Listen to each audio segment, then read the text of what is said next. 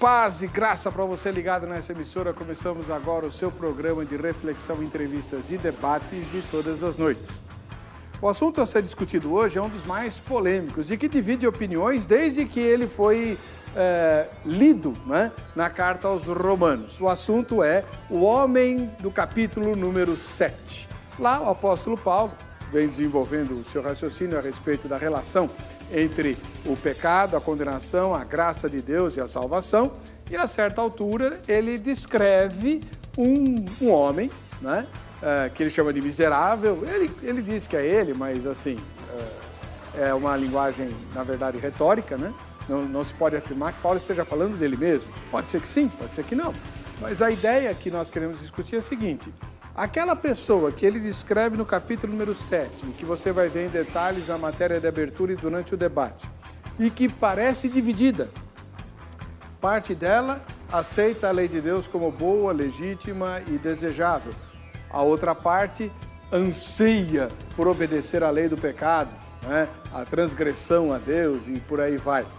De quem Paulo está falando? Do homem salvo, regenerado, ou do homem natural?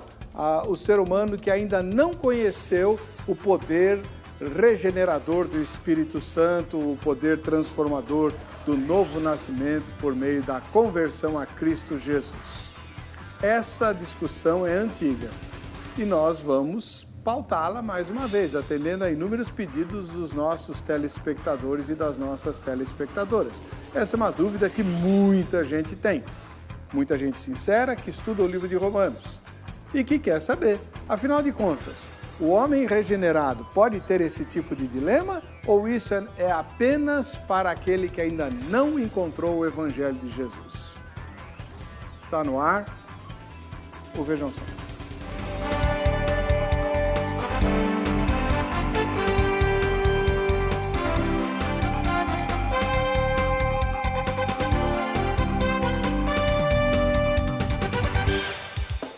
Olá, em nome da Academia Teológica da Graça de Deus, a Grade, iniciamos essa edição do programa Vejam Só. Hoje recebendo mais uma vez, com muita alegria, o parceiro do programa, o Bispo José Hildo Melo, líder da Igreja Metodista Livre no Brasil. Paz e graça, Bispo, tudo bem com o senhor? Paz e graça. O senhor sempre senta aqui, né? É verdade, hoje estou aqui, hoje eu estou à tua esquerda. Trocou de lugar. Troquei de lugar. Bom, paz e graça, é uma alegria, mais uma vez, poder participar do programa. Onde fica a igreja que o senhor pastoreia? Fica na Rua das Rosas, número 445, no bairro de Mirandópolis, bem próximo à estação Praça da Árvore do metrô, aqui em São Paulo. É lá que funciona o seminário também, né? O seminário está funcionando no centro da cidade, bem próximo, do lado, na propriedade da Igreja Holiness, que a gente tem uma parceria com a Holiness, com o Exército da Salvação, então o nosso seminário serve aos wesleyanos de modo geral, né? Então está lá na Hollins, bem próximo à estação São Joaquim do metrô. Que legal, muito obrigado pela presença do senhor. E o outro convidado também é parceiro do programa, o reverendo Sérgio Lima, ministro da Igreja Presbiteriana do Brasil. Seja bem-vindo, reverendo, mais uma vez. Muito obrigado, pastor Éber, uma alegria estar de volta com vocês.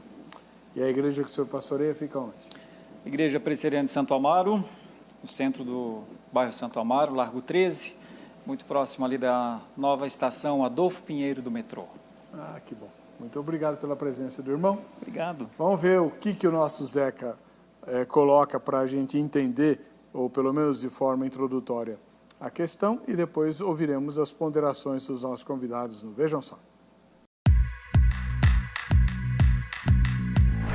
Miserável homem que sou, quem me livrará deste corpo de morte?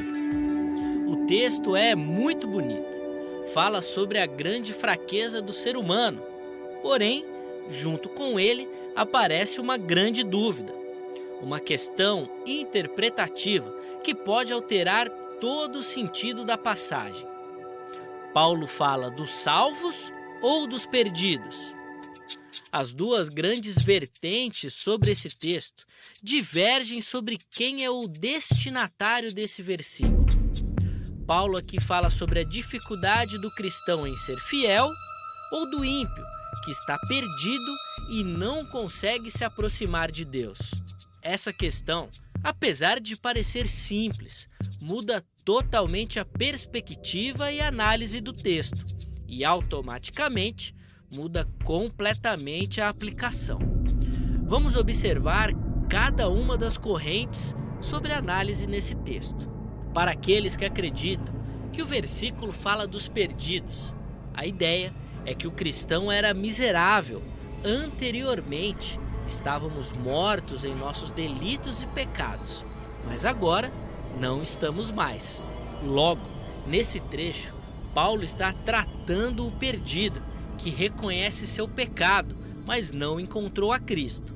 Não ganhou a vida abundante, por isso, ao perceber que é escravo do pecado, ele grita, pedindo uma solução. Quem então nos livrará dessa escravidão? Paulo faz uma análise para descrever a situação antes de Cristo, momento onde todos nós chorávamos. É uma situação de anseio pelo Salvador. Por outro lado, temos aqueles que afirmam ser impossível Paulo estar falando do ímpio, por uma questão muito simples. Nenhum homem pecador teria essa inclinação em seu coração. Esse grito de angústia só pode surgir em um coração quebrantado pelo Espírito Santo. O escritor genuinamente se entristece pelo fato da lei do pecado ainda operar nele. Com isso, é incapaz de servir a Deus de maneira plena e irrestrita, da forma como deseja. Essa tristeza só pode ser de um crente. Nenhum incrédulo seria capaz de sentir tão profunda tristeza por conta de seus pecados. O autor desse clamor é Paulo, falando então por todo filho de Deus. E agora, ficou claro? Bom, imagino que não. Eu mesmo acho que os dois lados têm razão. Acho que tenho mais dúvidas do que soluções. Por isso, é melhor irmos direto para a resposta. Que comece o debate de hoje. Vamos lá. Bispo José Hildo Melo é um dos proponentes, inclusive, desse debate, por isso que ele está aqui, né? O senhor entende, na sua primeira fala, que o texto se refere a alguém já regenerado ou não e por quê? O texto se refere a alguém não regenerado. A um Paulo judeu antes da conversão, né? E por quê? Porque Paulo jamais, como apóstolo, poderia afirmar as coisas que são ditas aqui a partir do versículo 14, como sou carnal, em mim não habita bem algum, sou escravo do pecado, o bem que eu quero fazer, esse eu não faço, o mal que eu não quero fazer, esse eu faço, eu não consigo me controlar, né? Ou seja, Paulo é o apóstolo que diz assim, sede meus imitadores, como eu sou de Cristo. Então, seria um contraste absurdo. E o que é dito também no capítulo 6, bom, o capítulo 7 vem depois do capítulo 6, logo, imediatamente depois. E o que é dito no capítulo 6 é exatamente que a condição de um crente é a condição de uma pessoa que já foi liberta da lei do pecado, da morte, foi liberta da escravidão do pecado, não é mais servo do pecado, ele é servo de Deus, ele é servo da justiça. E no capítulo 8, né, também a mesma coisa, você entra no capítulo 8, começa com agora, né? E o próprio capítulo 7, se você pega o versículo 5 do capítulo 7, o versículo 5 e 6, eles são chave para a gente poder entender o que se segue, né? Eu vou ler aqui, dá tempo de eu ler, né, esses dois versículos, né? Porque eu acho que eles são muito importantes. Por exemplo, capítulo 7, versículo 5. Porque quando vivíamos segundo a carne, as paixões pecaminosas postas em realce pela lei operavam em nossos membros a fim de frutificarem para a morte. Veja o versículo 6. Agora, porém, libertos da lei, estamos mortos para aquilo que estávamos sujeitos, de modo que servimos em novidade de espírito e não na caduquice da lei. O versículo 5 fala da condição antes da conversão, quando vivíamos, né, segundo a carne, operava em nossos membros, né, o pecado, éramos escravos, e tem no versículo 6 um tremendo agora. O que se segue por exemplo, é como se isso aqui fosse um esboço do sermão. Então, o sermão dessa noite tem 2 pontos. Primeiro ponto, a nossa condição antes da conversão. Segundo ponto, o agora. E a partir principalmente do versículo 7 em diante, e o 14 também, do capítulo 7, você vai ver a condição da pessoa, quer seja ele judeu ou gentil, antes da conversão.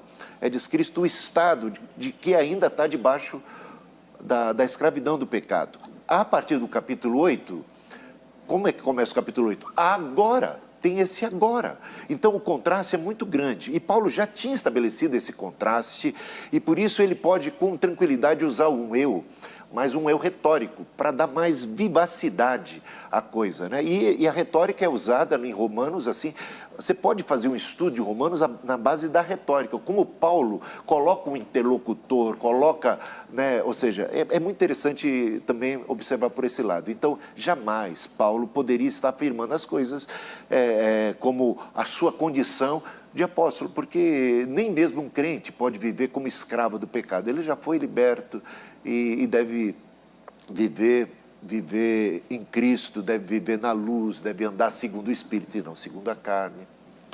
Muito bem, muito obrigado, Bispo Hildo. Agora a gente vai ouvir a opinião do reverendo Sérgio Lima, ministro da Igreja Presbiteriana do Brasil. E o senhor, concorda? É um tema, primeiramente, um tema maravilhoso, um tema importante, hiperpolêmico, claro, né? E eu preciso ser sincero, eu não concordo. Não posso concordar pelo seguinte: primeiro, pensando no esboço de Romanos, primeiro, o esboço da carta, né? Da carta de Paulo aos Romanos. Desde o comecinho, capítulo 1 até o capítulo 3, Paulo fala da pecaminosidade universal da humanidade. Até onde chega aquele texto muito conhecido de todos nós, e todos pecaram, por isso carecem da glória de Deus. Do capítulo 3 para frente, Paulo não fala da pecaminosidade como ênfase, mas fala da justiça de Deus. A justiça de Deus para a justificação de todo o que crê. E do capítulo, então, 6 para frente, pelo menos parece que há um consenso em relação a isso.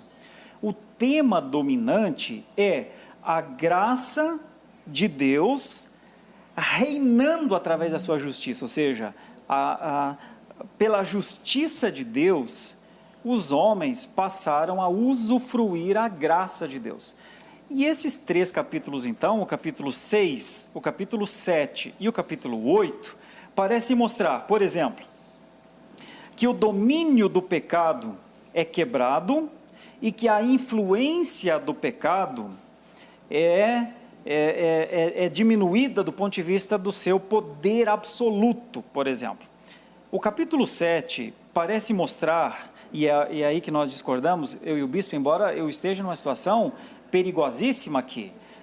Meu irmão é o proponente do tema, então imagine a minha situação aqui, só por graça mesmo. Essa graça aqui do capítulo 7, que socorre o homem o homem, ele está morto para a condenação da lei, ou seja, a lei não o condena porque a graça o salvou, embora não tenha assumido dele os pecados, eu diria. A graça o salvou, mas ele ainda é um homem diante das lutas, diante das dificuldades e muitas vezes perdendo para essas dificuldades. Por isso, e aí o capítulo 8, que foge aqui ao nosso tema, mas mostra aqueles que vivem pelo Espírito, esses provam ser vitoriosos sobre a carne. Por que é que eu discordo do pensamento do bispo? Porque Paulo parece estar falando que a salvação, quando vem para o homem, ela coloca o homem em dois planos, o plano espiritual e o plano temporal.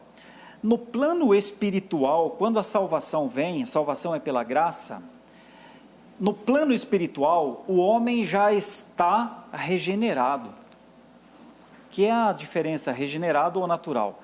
O homem, ele é regenerado por uma graça superior, mas ele ainda está no corpo. Então, ele vive entre esses dois planos, espiritualmente salvo pela graça de Deus, mas temporalmente ainda no corpo, ainda suscetível, ainda tendo de lutar.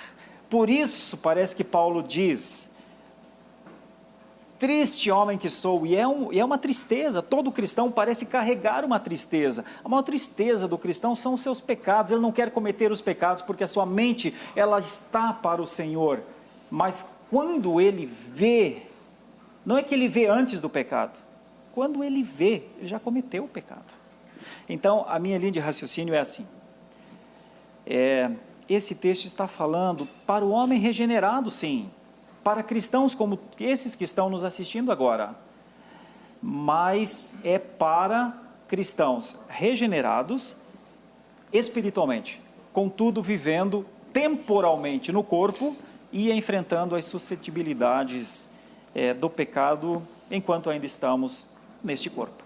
Muito bom, temos dois debatedores de primeira grandeza, cada um com uma opinião bem diferente do outro, vai ser muito legal o debate.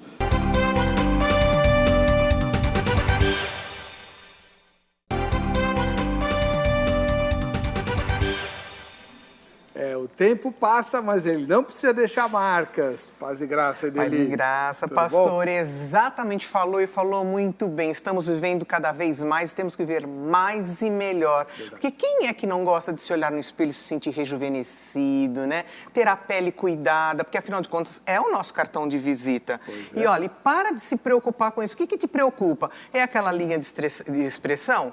Ou então é aquela mancha de sol, aquela mancha senil? Então, para de preocupação que também dá ruga, concorda? Claro. E mais, aqui com o Risotex nós não vamos esconder, nós não vamos disfarçar, nós vamos tratar isso que está te incomodando. A maquiagem é excelente, mas para realçar aquilo que a gente tem de mais bonito, não é mesmo? Verdade. Agora, Risotex, com uma credibilidade de mais de 40 anos, além de fazer uma prevenção, ele vai cuidar e tratar linhas de expressão, manchas de sol, manchas senis, e hoje, com uma tecnologia avançada, ele atinge até a terceira camada da nossa pele.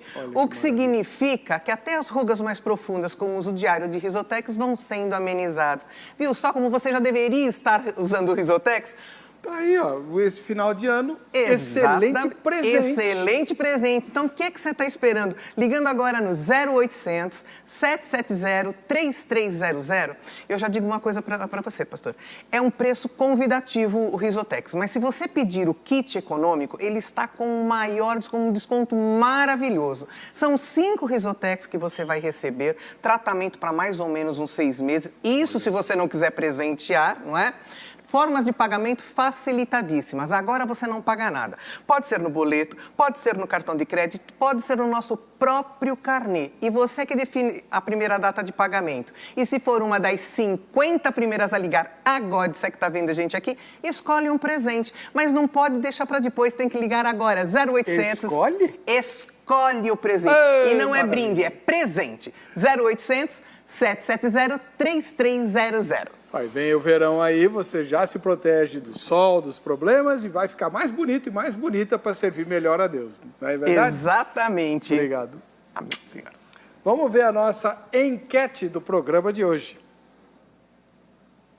Obrigado, pastor. O que está descrito em Romanos 7? O miserável homem que sou se refere ao homem regenerado, né? Como diz o reverendo Sérgio Lima, ou ao homem natural, como diz o bispo Hildo Melo. E aí? Responde agora o que você acha, depois você pode mudar de opinião, não tem problema nenhum, mas isso é só para a gente poder fazer a pesquisa básica, né? No final da edição do programa, a gente vai ver o resultado parcial.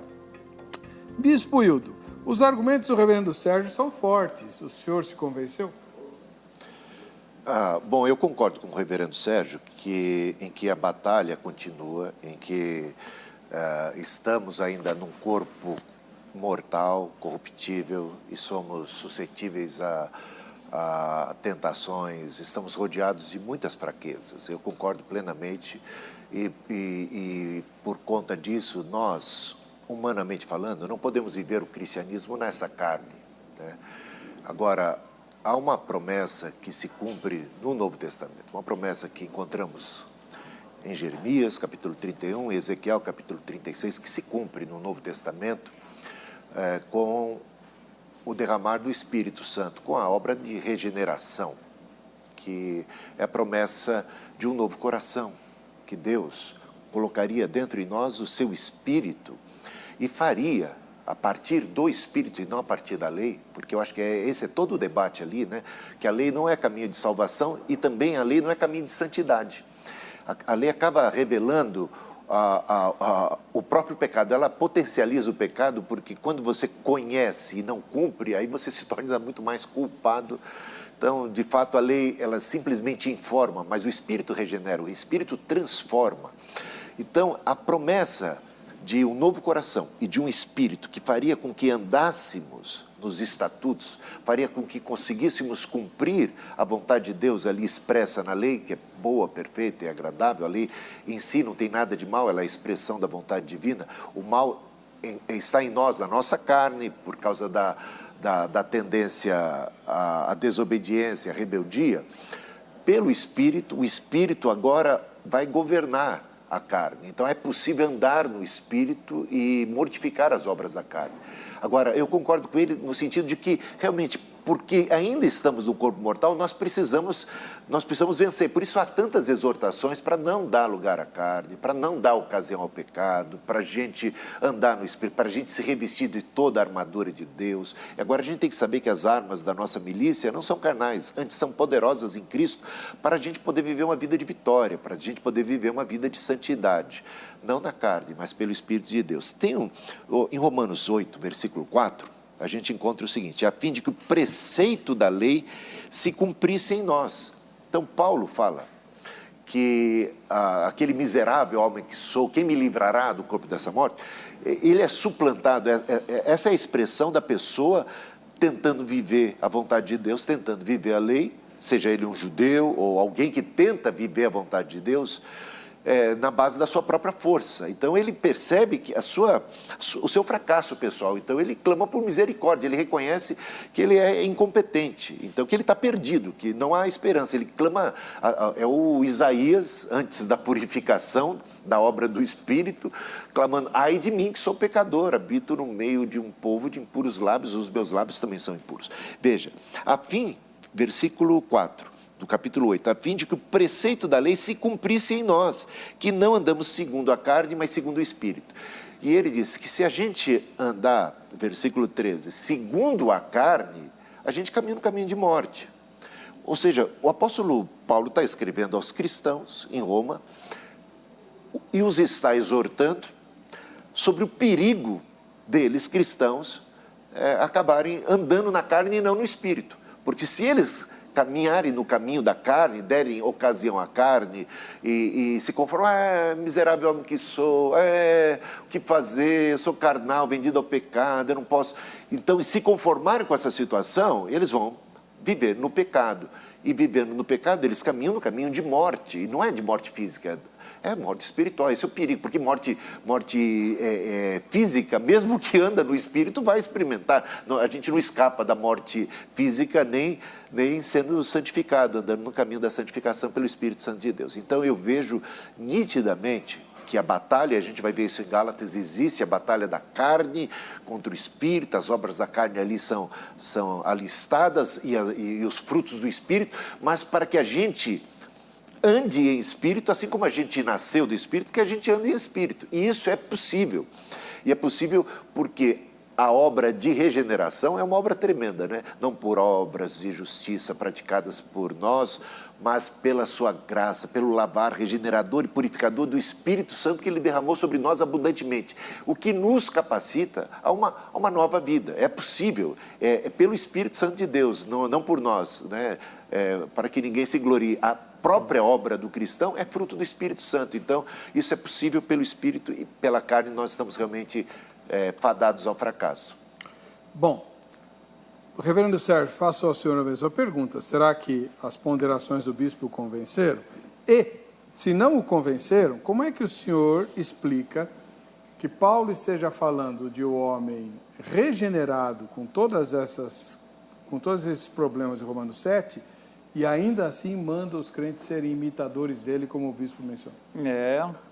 Por isso esse é um tema polêmico, um tema profundo, né? E faz muito bem quem assiste ao seu programa nessa hora em ficar atento e concentrado, porque pode extrair de uma conversa como essa, de nós três aqui, uma percepção acerca da sua própria vida.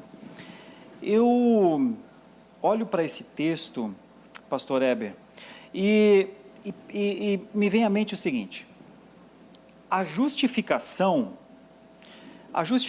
ela é um ato de Deus fora de nós. Nós fomos tornados justos no tribunal de Deus. É como se fôssemos, não é inocentado porque tem alguém que pagou por nós, é Jesus Cristo, mas o escrito de dívida é cancelado, o status é mudado, né, de escravos do império das trevas para filhos, né?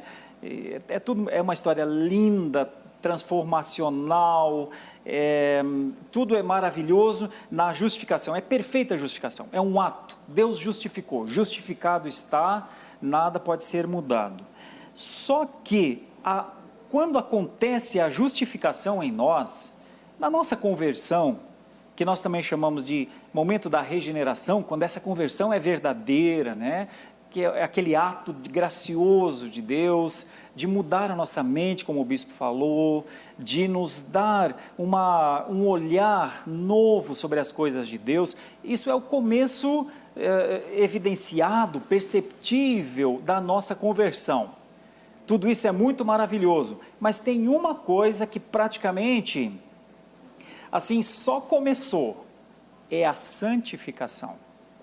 Então, o ato da salvação é estanque, a regeneração é um ato de Deus, mas a santificação é progressiva. E é aí que me parece que entra essa passagem, assim, com todo respeito e preocupação aqui, porque é muito provável que o bispo esteja guardando argumentos ainda mais incisivos para o final. Ele é o idealizador desse debate. E eu estou brincando, claro, mas respeitosamente admirando e valorizando o irmão por esse pensamento, esse estudo. Mas a minha linha de pensamento é muito simples, na verdade.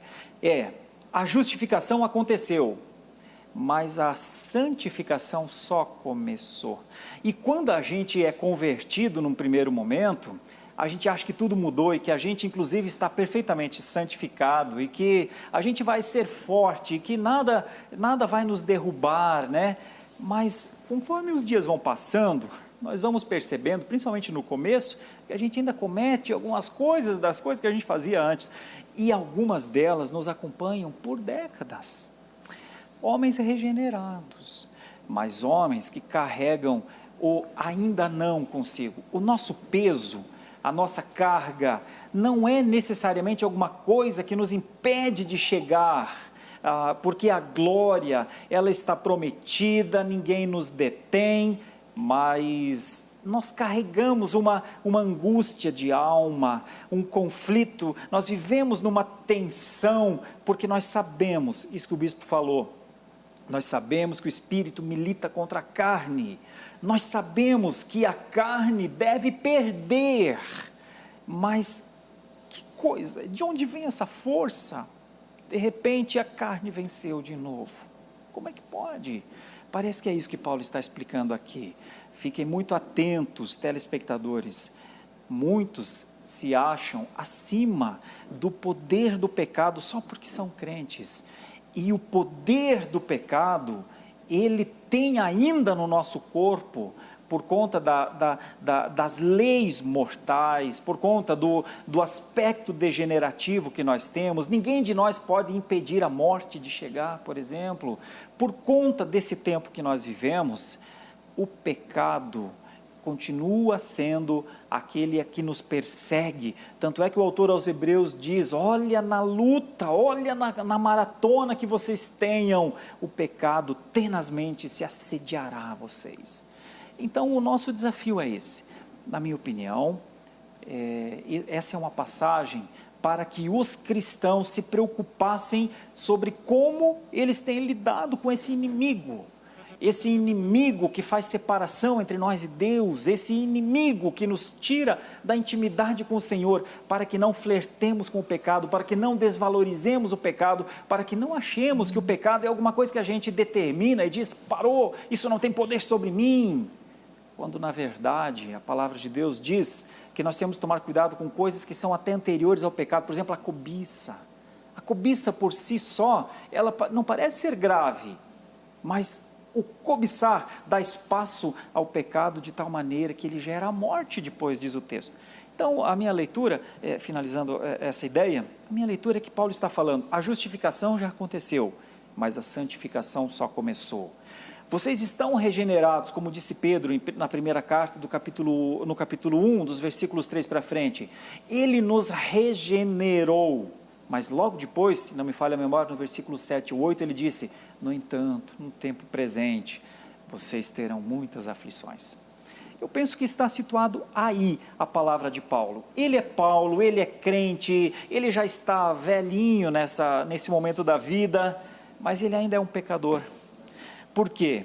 Porque ele ainda está no tempo da morte, ou no tempo do seu corpo, no tempo da carne ainda a reinar. E é por isso que ele diz: quem me livrará do tempo dessa morte? E aí ele responde, no versículo 25, graças a Deus por Jesus Cristo. Muito bem. Bispo, o senhor mencionou, peço que o senhor explique melhor, que é impossível que Paulo esteja se referindo a alguém regenerado, porque ele fala de pessoas carnais. O crente não pode ser carnal? Pode. Paulo não diz que os crentes de Corinto eram carnais? Sim. Os crentes da Galácia também eram carnais? Isso está escrito nos textos de Paulo, sim, e eram crentes. É verdade. Aliás, evangelizados por ele mesmo. Criancinhas em Cristo, ainda carnais, e cometendo muitos pecados, mas não deveriam continuar assim, eles são exortados a vencerem tudo isso, né? E agora Paulo coloca-se como alguém já mais maduro, é um cristão maduro, né? E é uma pessoa que ele também recomenda a Timóteo que se torne padrão de conduta, né? Então, não apenas Paulo diz: sede meus imitadores, como eu sou de Cristo, mas ele exorta o próprio Timóteo e aos pastores, aos líderes maduros a serem exemplares, a terem atitudes exemplares. Um pastor, né, um presbítero, um diácono, ele precisava ser irrepreensível, ter uma conduta cristã. Então, é possível viver uma vida de vitória sobre o pecado. Paulo, é claro, eu concordo que a santificação é uma obra progressiva, né?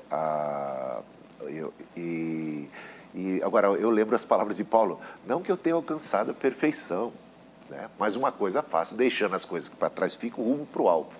E é certo que o pecado tenazmente nos assedia, mas diz o autor de Hebreus, no capítulo 12, né?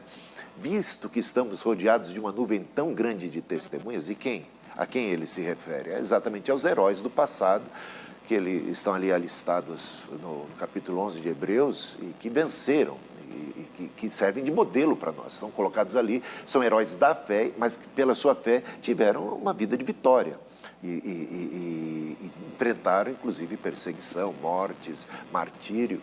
Então, visto que estamos rodeados de uma nuvem tão grande de testemunhas, de pessoas que ao longo da história, pela fé, puderam vencer o diabo, vencer as provações, vencer as tentações e até mesmo serem martirizados por amor a Deus e fidelidade ao Senhor, desembaracemo-nos do peso e do pecado que tenazmente nos assedia. Então, dá a entender que isso é possível até mesmo pelo exemplo, seguindo o exemplo de outros que pelo Espírito Santo, pela fé, pelo poder de Deus, tiveram vitória. E corramos para a carreira que nos está proposta.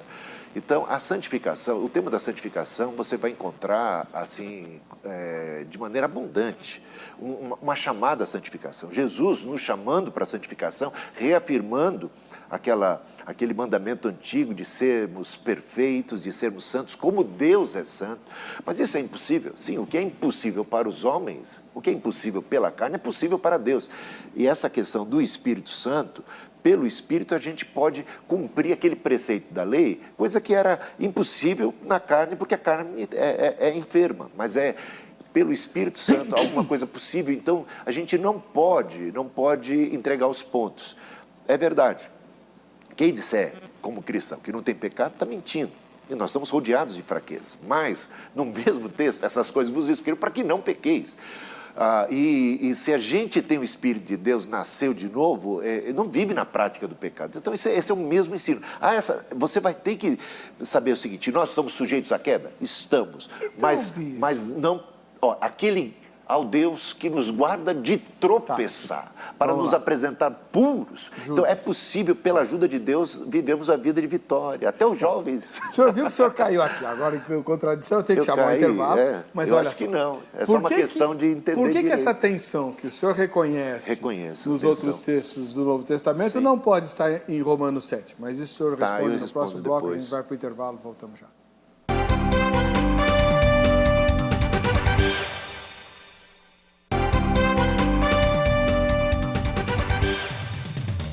Muito bem, estamos de volta com o programa. Vejam só, o Tiago Franco, ele escreveu o seguinte: que Romanos 7 expressa a aflição de todo convertido que ainda tem as duas naturezas vivendo na pele dele.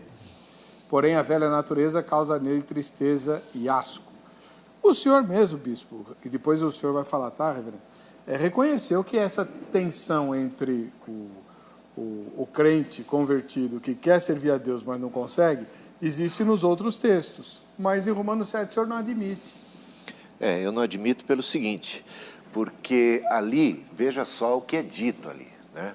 Sou carnal, vendido à escravidão, quando ele já no capítulo 6 tinha dito que isso já era uma condição passada.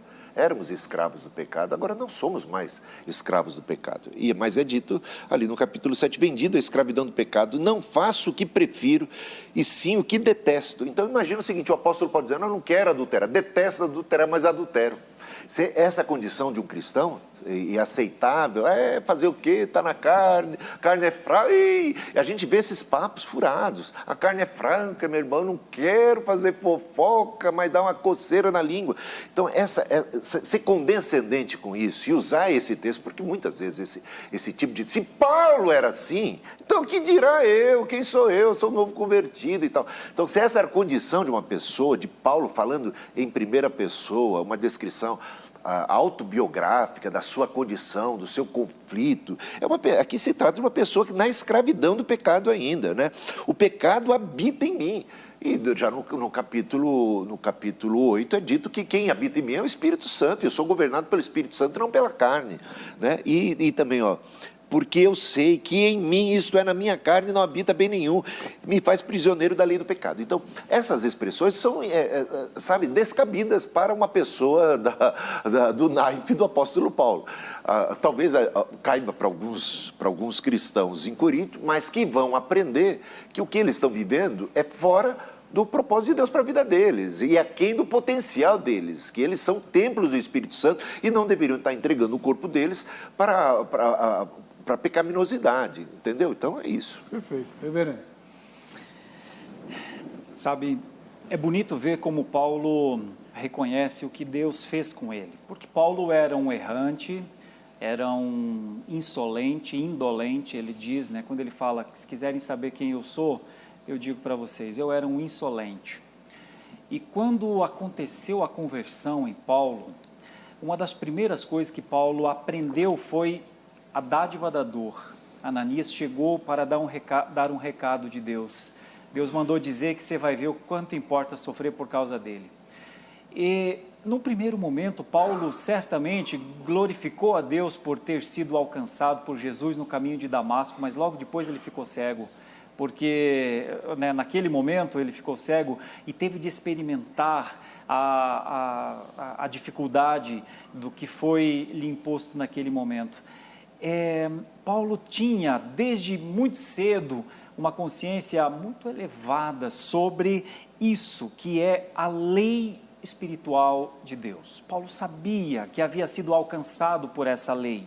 O problema de Paulo é que, no mesmo tempo em que, e nosso problema, de todos nós, que enquanto ele se deleitava na lei de Deus, a lei que Jesus cumpriu, que ele era beneficiário, imagine os judeus lá atrás que tinham que cumprir todos aqueles mandamentos, agora Paulo descobre que Jesus cumpriu, então a lei de Deus foi um benefício espiritual para ele, isso é um deleite natural, e ele deseja cumprir perfeitamente todas as ordens de Deus. Deus disse: não terás outros deuses diante de mim. Deus disse: guarda o dia do descanso. Deus disse: não toma o santo nome de Deus em vão. Deus disse: não cobice, só para ficar dentro aqui do aspecto da lei moral.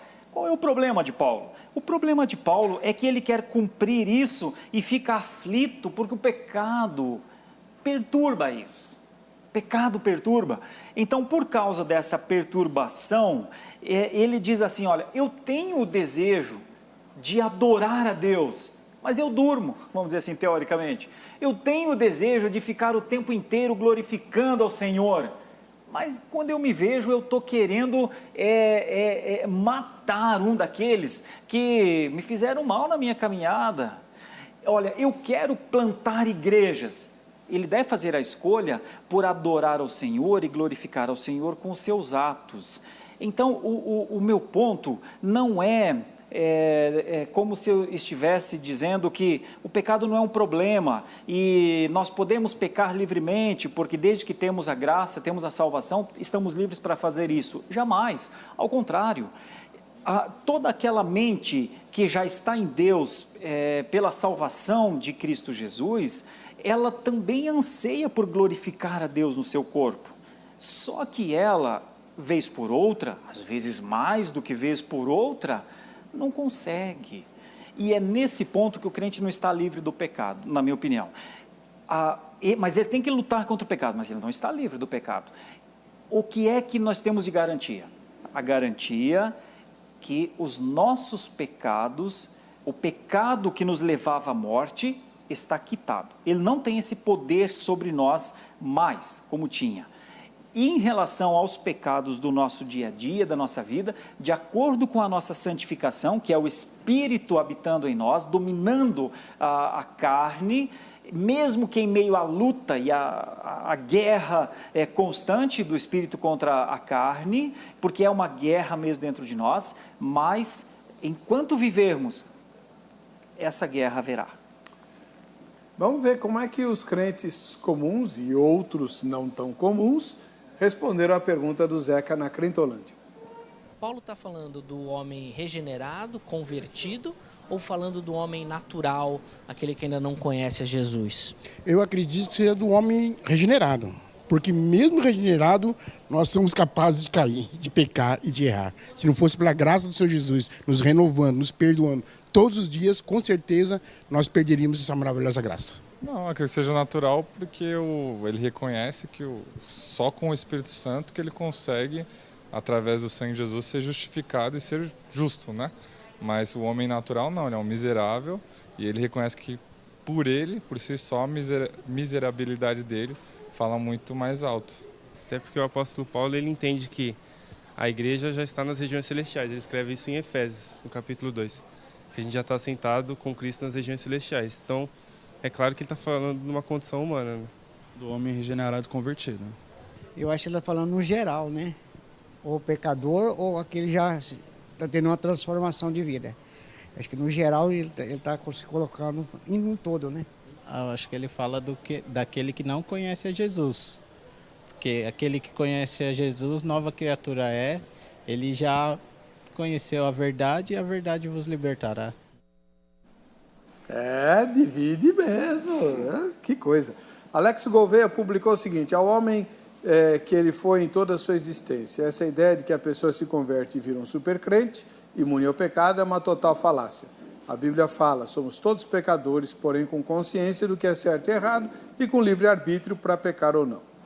O Ian Oliveira diz, homem regenerado, pois mesmo nós, depois de convertidos, vamos lutar com as coisas pecaminosas do passado. Vamos nos sentir tristes por não vencer o pecado e isso atrapalhar nosso relacionamento com Deus e tudo o que Ele tem para nós. Ricardo Andrade, depende do ponto de vista, pois o homem regenerado ou não continua pecador. A restauração total do homem só acontecerá após a ressurreição. Infelizmente, nós não temos mais tempo para continuar o debate, o tema é muito rico. Posso agradecer aqui ao Bispo Hildo e também ao Reverendo Sérgio pela presença deles e dizer a você que o contato desses dois gigantes da fé está à sua disposição no Facebook do programa, facebook.com/programa, vejam só. Vamos ver o resultado da enquete? Resultado parcial, né? Ela vai continuar no ar até a exibição do programa. 40-60. Tá bom. Vamos lá, a gente se vê no próximo Vejam Só. Muito obrigado.